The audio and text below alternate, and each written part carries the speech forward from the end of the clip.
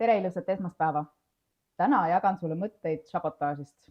Kuna eelmine nädal oli sabotaaži teemaline veebiseminar, siis mina olen ka endiselt sellel lainel veel ja jagan sulle mõtteid siia küll kompaktsesse videosse, aga sabotaaž on üks oluline teema, mis ei aita meil siis kuidagimoodi edasi liikuda ja avan seda teemat siin avalikult ka siis natukene. Kust aru saada, et tõenäoliselt on tegemist sabotaažiga? Vaata, kui sa oled sellises olukorras, et sul on püüdlused, sul on eesmärgid, sul on unistused, mille poole sa tahad minna ja sa oled teinud plaane, sa oled tegelikult motiveeritud seda tegema, sa oled isegi pannud paika sammud või tead, millest alustada, aga sa ei tee neid asju. Ja mis kõige hullem selle juures on see, et sa saad iseenda peale pahaseks, sest see on korduv, see on juba pikaajaline, see ei ole ühekordne, see on juba pikka aega võib-olla kestnud teema. Ja tekib enda vastu kriitika, enda vastu pahameel, et mul on midagi viga. Ja mis me siis endale tavaliselt ütleme, on see, et mul on liiga vähe motivatsiooni, ma olen liiga laisk, mul on vaja rohkem distsipliini, me ütleme, et me ei ole järjepidevad ja nii edasi ja nii edasi. Et me paneme endale sellised sildid külge, et sa oled nii või sa oled naa, on ju, ja see tegelikult võimendab kogu seda situatsiooni ja see ei aita üldse välja tulla. Täpselt samamoodi, mida teinekord väga aktiivsed inimesed teevad, nad suruvad, nad hakkavad suruma, ma pean tegema ja nad nagu just nimelt survestavad ennast siis tahtejõuga tegutsema. Nad võivad märgata, et mingi aeg, mingi periood nad suudavad seda teha, aga lõppkokkuvõttes nad vajavad ikkagi tagasi sinna, mis on siis nende tavapärane tegutsemine, käitumine, tavapärased harjumused. Et kui sina tunned ennast sellises olukorras ära või aeg-ajalt satud sellises olukorras, siis tõenäoliselt seal taga on enesesabotaaž. Mis tähendab enesesabotaaž? See tähendab seda, et sa iseendal ei lase edasi liikuda, ehk siis sa seisad iseendal tee peal ees.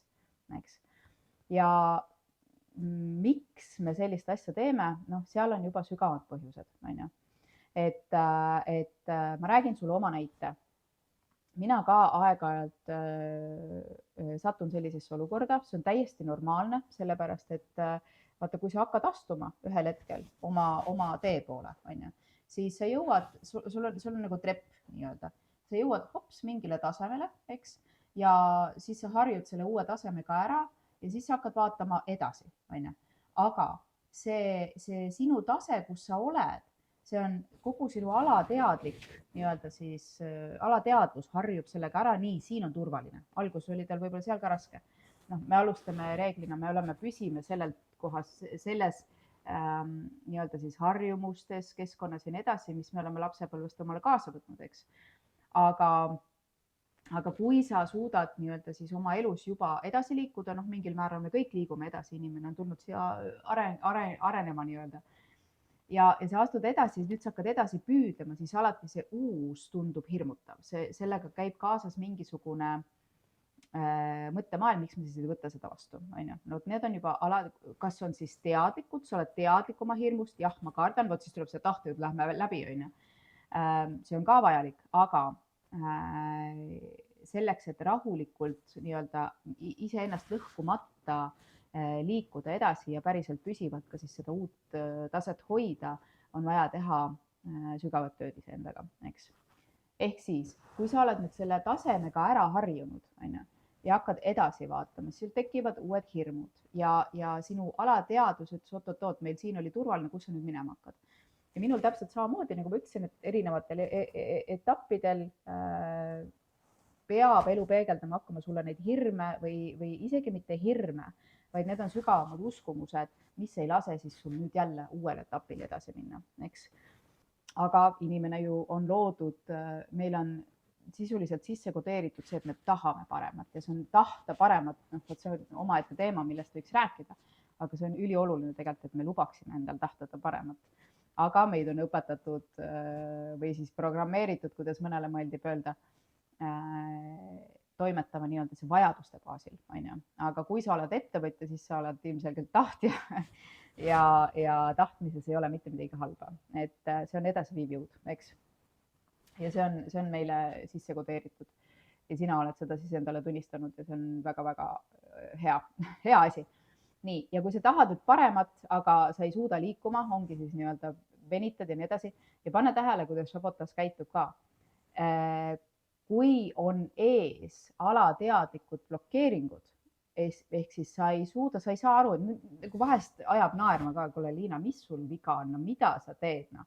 Et sa nagu mängid, et sa teed, aga tegelikult sa ei tee. Noh, täiesti tüüpiline on ju, et ärkad üles, nüüd hakkab see tööaeg, on ju, oled oma hommikused harjumused ära teinud, perekonna kodust ära saatnud, hakkab see tööaeg, teed arvuti lahti. Nii, nüüd ma hakkan tööle, on ju, ja siis tund aega hiljem vaatab, mis asja ma nüüd teinud olen, täiesti jabur, see ei vii mind kuskile edasi, on ju. Ja see kohati nagu ajab sind närvi, et mida sa teed, kohati see ajab sind naerma, et kuule, see ei ole normaalne, on ju. No, siis on tegu ilmselgelt sabotaažiga. Ja siis tuleb see, et mingid asjad hakkavad kuhjuma ja siis sa oled ja teadlikult sa mõtledki, aga mul ei ole aega. Või siis on teine asi, ma ei jaksa, mul ei ole energiat, on ju. Et see on kõik sinu alateadvuse viis sind saboteerida. Panna sulle neid loogilisi põhjendusi, ta täiesti nii-öelda siis mõjutab sind ära, et sul ei olegi aega, sul ei olegi energiat ja nii edasi. Mida me siis ise, ehk siis need põhjendused, need tunded, mida sa tunned, see on täpselt samamoodi osa sabotaažist, sest sinu alateadvuse ülesanne on hoida sind turvaliselt elus. Ja kui see, mis praegu toimib, siis ta hoiab seda. Tema ei kuula sinu teadlikku teadvust, kes tahab minna edasi areneda, on ju. Et sellest suhtes, kui sa tunned, et sul ei ole aega või sul ei ole julgust või sul on, ma ei tea, liiga vähe energiat või mis iganes, siis küsi endalt, oota, miks, on ju. Ja tihti me tunneme neid asju isegi siis, kui meil tegelikult päevas ei ole nii palju tegevusi. Ja mida mina olen, kui mul on päevas rohkem tegevusi, siis mul on ka rohkem energiat, mul on ka rohkem aega, mul on ka rohkem võimalust. See tegelikult on kõik seal otsuste taga, on ju. Aga nagu ma ütlesin, ka minul tuleb ette neid olukordi, siis ongi oluline, et sa oskad nende olukordadega toime tulla, mida sa nende olukordadega tegelikult teed. Ja minul oli ka lükkad edasi, see tuleb sügavast minapildist, et kas ma võtan ennast vastu uuest pildis või ei võta. Ja minu enda puhul oli selline situatsioon, kus pidin ka AK tegema, mul on siin ettevõtlusega seoses arendusplaanid ja no ei lähe liikuma, ei tee, mõtled, no nii, okei, mis värk on, on ju. Ja kasutades siis oma seda süsteemi, ma leidsin üles, mis on minu sees see põhiline plokk, mis mind takistab. Ja siin on tegemist minu koha pealt on siin tegemist minapildiga ja sealjuures truuduse murdmisega oma siis lapsepõlve autoriteedile, oma isale, on ju.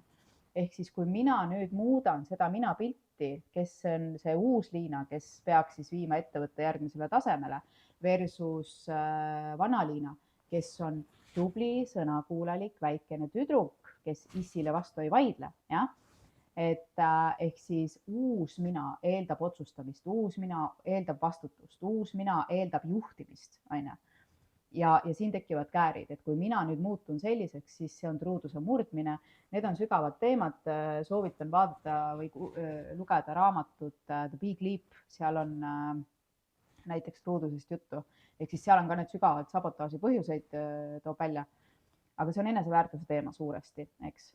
Ja kui sa seda ei oska ära lahendada, siis see eelmine minapilt, see, kus ta tunneb, et on turvaline, ta hoiab truudust, minu puhul selle näite puhul, eks, siis ma edasi ei liigu. Nii kaua, kui ma ei suuda sellega muutust teha iseenda sees selle pildiga, siis midagi ei muutu, sest sinu tulemused, sinu eneseväärtus loob sinu teo, on ju, ja sinu teod toovad tulemused. Et see on ülioluline tegelikult, et sa oskaksid sellist asja teha.